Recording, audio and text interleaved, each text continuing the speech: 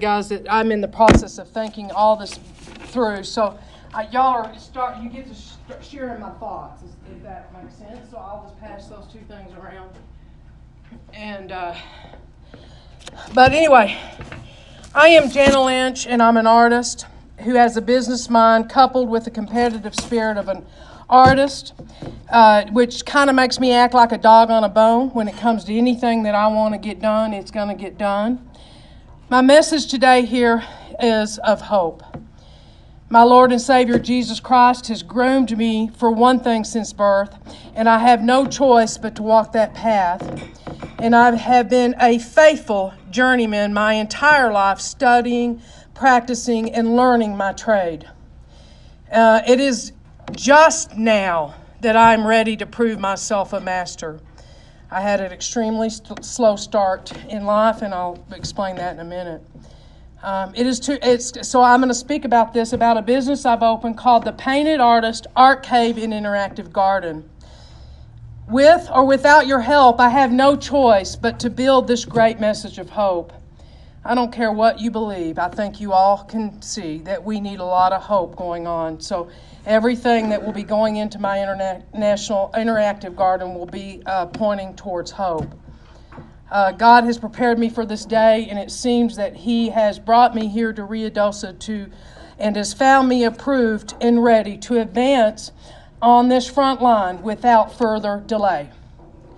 I can't express my gratitude for you guys letting me speak to you today. This is a journey that I have no doubt that anybody who is involved will both benefit and profit. I believe my journey here is my last one. It's my final, loop around the rodeo here. I think this is my final destination and home. Of course, God may have other plans, but I don't think so. And it is my charge to be of great benefit to our amazing community. It's as I attempt to put into words what I'm trying to build here, words really do elude me, so you're going to have to forgive me, and I hope that perhaps you'll bring me back when I understand more about what I'm doing, but I'm pretty ready to speak on it today. So I think I have to start a little from the beginning so that you understand what brought me here to you today and where I think this will lead us into the future. So by all accounts, when I was a toddler, I was well beyond anybody else. I could do anything quicker than anybody. I was already doing art and was writing books that no one can read and turning them into pop-ups and all kinds of really cool, groovy things. And my future just looked really bright. And then wonk, wonk, wonk, here came first grade. My first grade teacher was convinced that I was smart enough to do the work, but that I was not interested in doing it. And the way that she handled that was to put me in a closet and beat me with hangers. I spent the first year of school in the bottom of a closet contemplating just how bad I was. And she convinced my family that I was smart enough to do the work, but I was a bully and arrogant and didn't want to do the work. Now, thank God, by second grade, my teacher, she was a sweet lady, but clueless as to how to help me. But at least she didn't beat me, so that was a nice retreat. But I came out of second grade still not able to read and that kind of thing. Now, here's the wonderful thing. God has an amazing sense of humor about life, and he has a way of weaving in all this upset into something magical.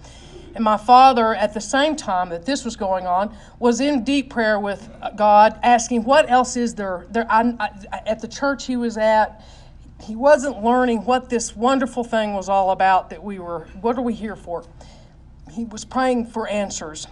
And it just so happened my teacher, Mrs. Hammer, the greatest teacher in the world, turned me on to a lady named Miss Louise Shaw. I am still in contact with Miss Shaw to this very day because she changed my life, but not only did she change my life, she changed the course of my entire family.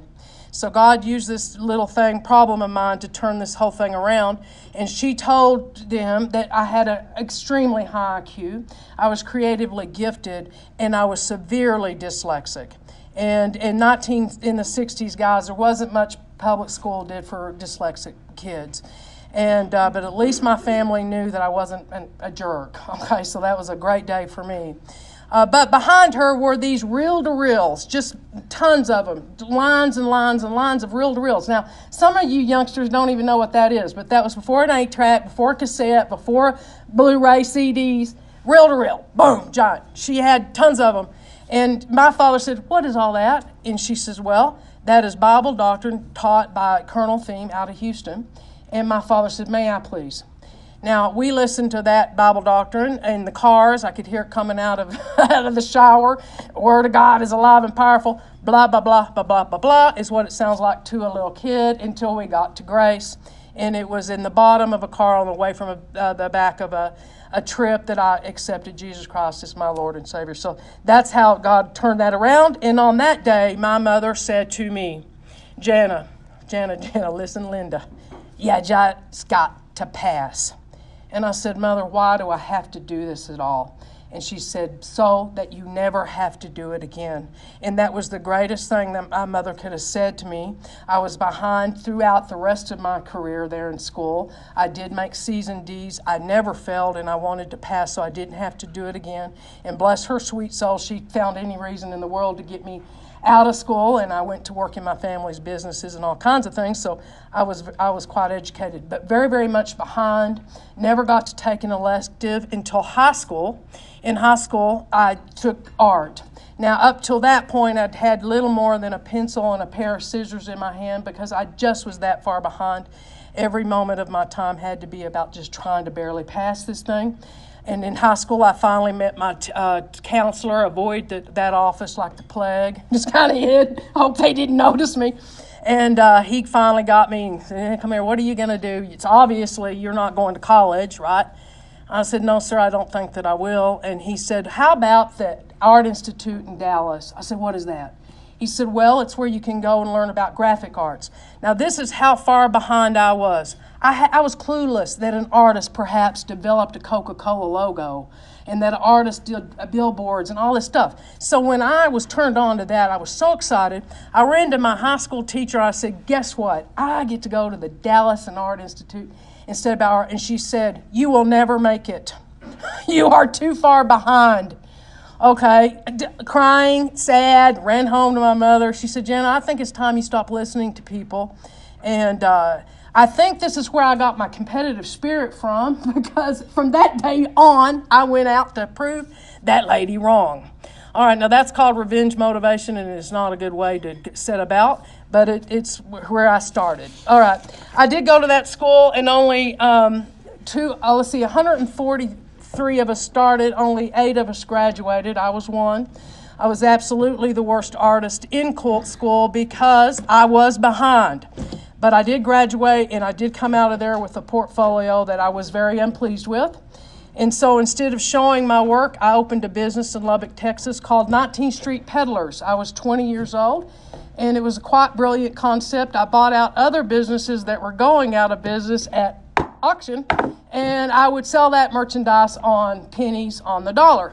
I did that for 2 years there in Lubbock, Texas, until my sweet little cousin came to me and said, "Hey, you know there's a job opening at the Lubbock Avalanche Journal. You really should show your portfolio." And of course, I hated people up to this point. They'd always let me down.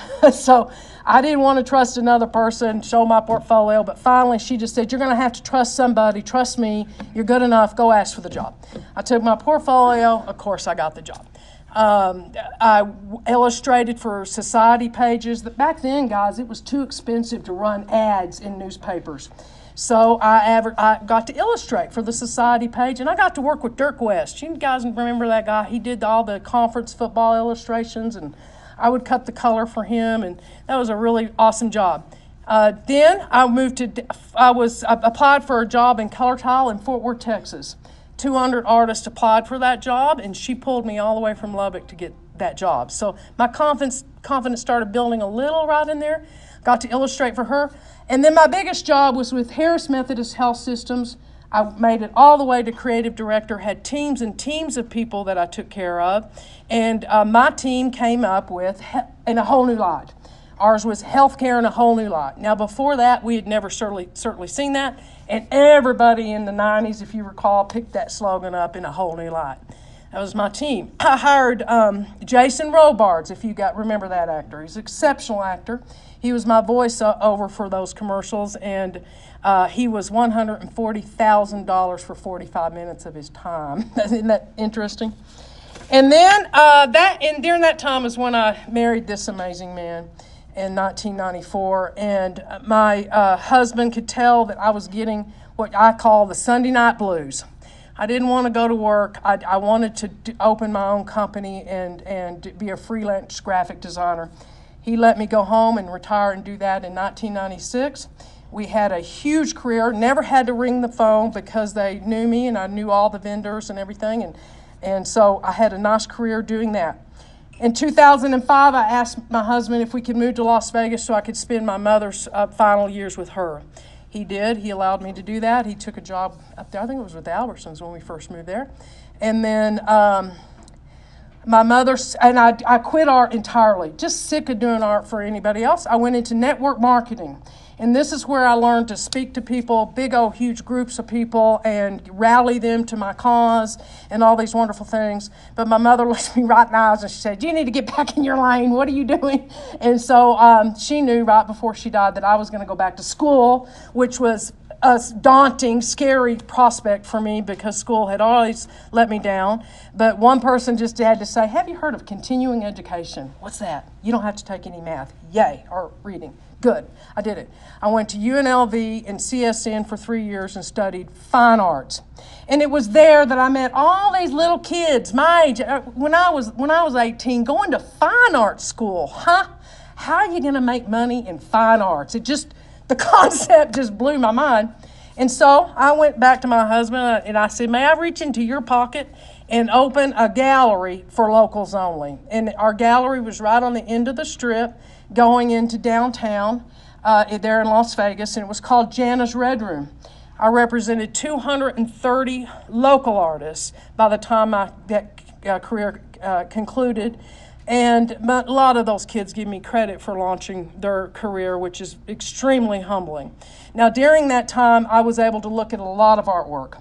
And I've learned one thing. If you want to come paint with me, and we'll talk about that, I will get you there. I can see instantly where you've gone wrong on your painting. We can get you right back on track because I've looked at so much art.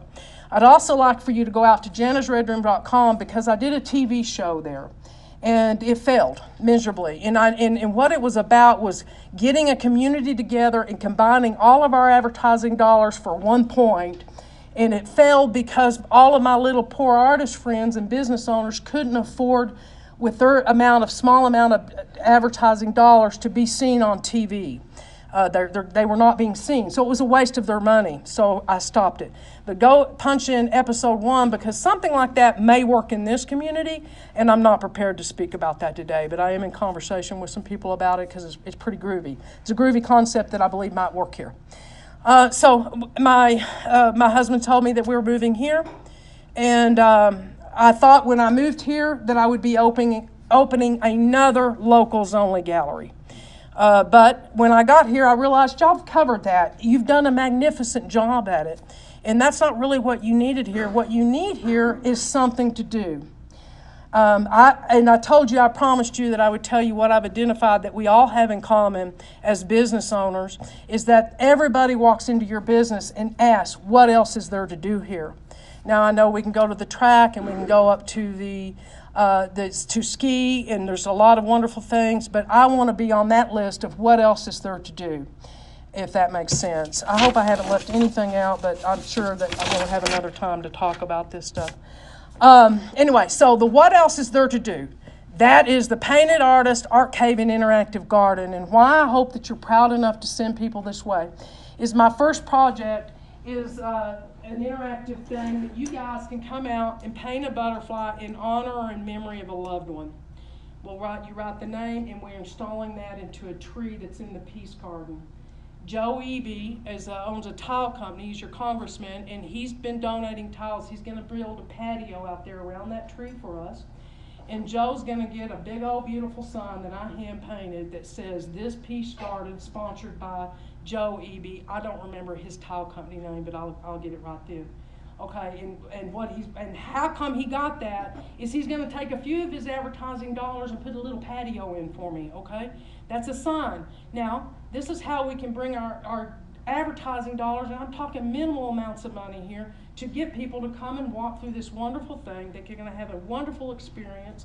When they walk through the garden, it'll be all uplifting and about peace. I think if you've passing around my drawing, my particular installation is going to be called the Grace Pipeline.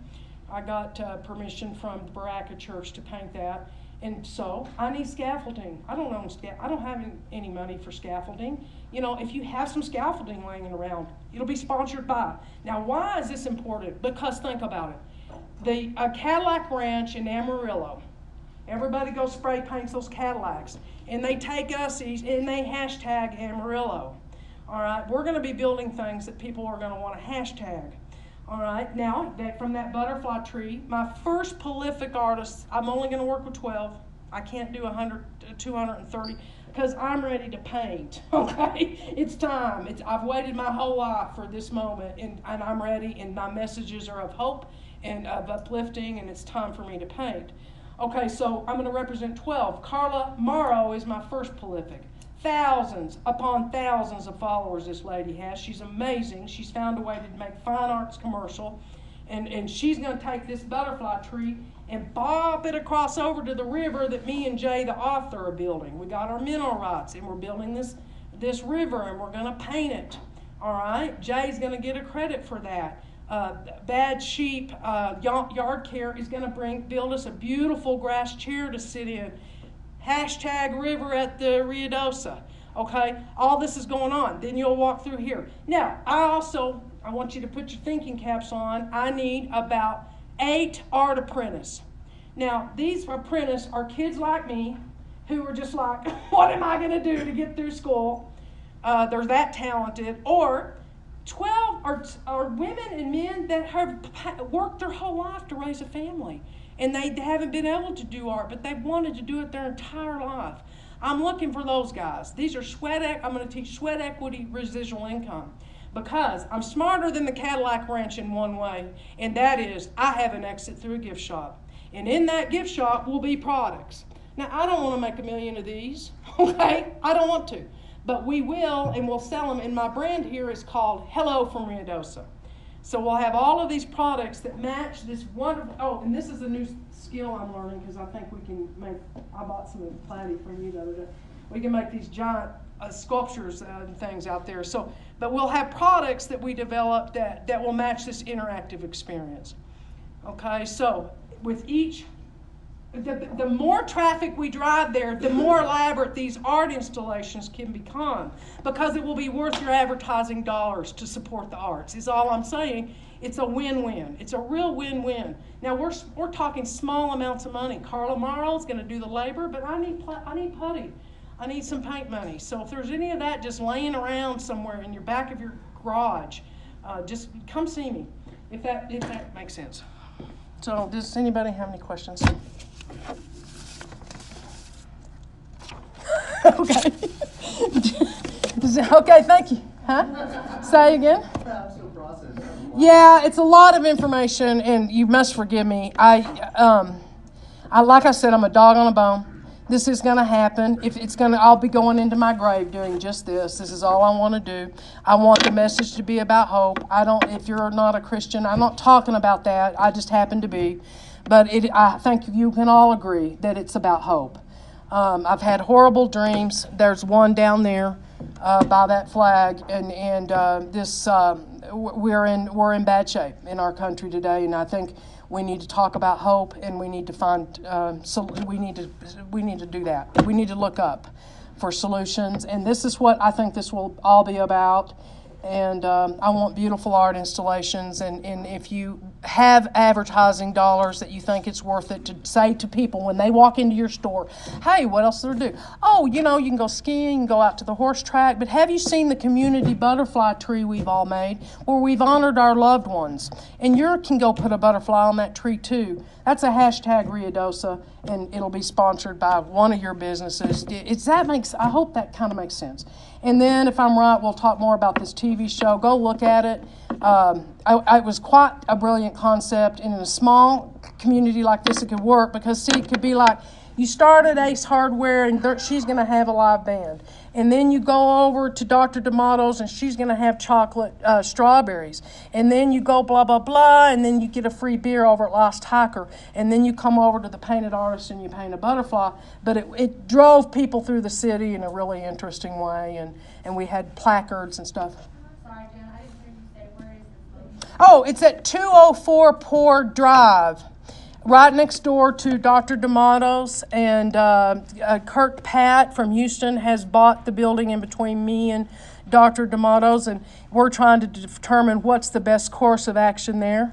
I think we're going to need some parking places. $5 a head. Now, I think big, guys, and that's the way I do. Go ahead. Can you explain this hashtag Ruidoso for old people like Dr. Willard? Okay, oh, isn't that mean? And now what happens now, guys, is people go out and they take ussies at whatever they're doing. So, for instance, Grace Pipeline, I think it's being passed around. I'll be painting that, and maybe perhaps Sherman William will give me all their paints that are mismatched. And it'll say, Grace, take a ride on the Grace Pipeline, sponsored by Sherman Williams, hashtag Sherman Williams Ruidoso. And so when people do that, they will hashtag Sherman Williams Ruidoso or whoever is sponsoring that particular art installation. And please don't let it be my husband for every one of them, because, you know, we're at retirement age. and I'll have to hide the amount of sneaking around to get all these things built. Go ahead. Hey, Janet, my question is, when can we start painting the butterflies in memory of? Now, I've already started that installation. Please come. What ages do you have in mind? I mean, Any age. 3-year-old. No, they come. And we can paint one for Grandma, our lost pet. I don't care. The tree is already there. It's for everybody to see. It's on the outside. But I think I've passed around the plot of my home. The garden, the majority of it will be in the back. But that tree's in the front. We will have a closing ceremony there every evening. We're going to let go of the upset, bring in hope for the new day. And there will be that peace tree with these butterflies, and hopefully Carla Marles, she's a dragon lady. She'll jump this thing from cocoons to dragons over to the river that's running through the fence back there. I'm going to paint an entry in there, and it'll look like it's dropping in there. And this river is going to be gorgeous. It's going to be painted and sparkly and just yummy. A lot of hard labor. These things are fun, but they're a lot of labor. The Grace Pipeline, I hope to cover my whole one big, huge wall, and you'll be able to kind of see that when you're driving down Poor. I'd love to do a giant slingshot-looking thing that people can sit in, and it's pointing up there. I got a million ideas, and I'm old and not enough hands to do them. So please reach into your inventory of friends. Who do you know who's ready to go to work, make a little money? I don't have any money, pay them. It's sweat equity, residual income. When we sell it, we'll pay them. Thank you. Thank you, guys. I appreciate your time today, guys. It means the world to me. You're not able to see some of this artwork, please?